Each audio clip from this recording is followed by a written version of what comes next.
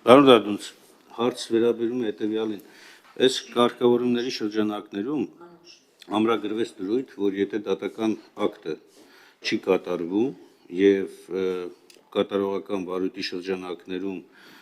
գործողություններ են ձեռնարկվում, անձի նկատմամբ գեներացվում է տուգանք եւ անընդհատ այդ տուգանքը մեծանում է։ Մենք ունենք դեպքեր, երբ որ դատական ակտը չի կատարվում եւ ձեր կատարողական վարույթի շրջանակներում նախքին միջև այս ամբողջական փաստի ընդունումը Արման Բաբաջանյանի դատական ակտի մասում արդեն որերորդ անգամ ասում, դա ոչ քրեական վարույթով է ընթացք գնում, ոչ ձեր վարույթով։ Հիմա այս փոփոխությունների շրջանակներում Արման Բաբաջանյանի նկատմամբ տուգանք գեներացվում է, թե չի գեներացվում։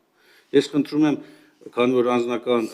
անհատական նաև հարց է կոնկրետ անունով, բնականաբար հիմա երևի չեք ունենա այդ տվյալը ձեր մոտ, օգտվելով առիթից, խնդրում եմ նաև այդ տվյալը հետագայում հրապարակեք։ Խնդրեմ, պարոն Դադունց, ինչ անենք պարոն Բաբաջանյանի հետ։ Շնորհակալություն։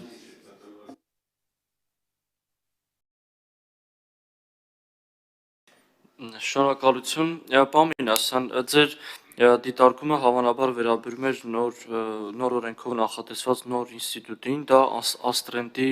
մեխանիզմն է, որը ենթադրում է ոչ դրամական, պահանջով կատարողական վարույթների դեպքում, եթե պարտապանը չի կատարում դատական ակտը, այո, նրա նկատմամբ դրամական, այսպես կոչված տուգանք է գեներացվում եւ սա նոր ինստիտուտ է, դա առաջարկվել է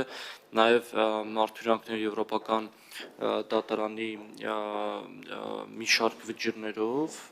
այսինքն մի շարք վճիռների կատարմանն է ուղղված եղել այս ինստիտուտի ներդրումը, երբ որ պարտապանի կողմից պարտադիրոջ օգտին կայացված ակտը չէր կատարվում։ Հիմա եթե մանրամասն տեղյակ չեմ այդ գործից, բայց եթե այդ գործը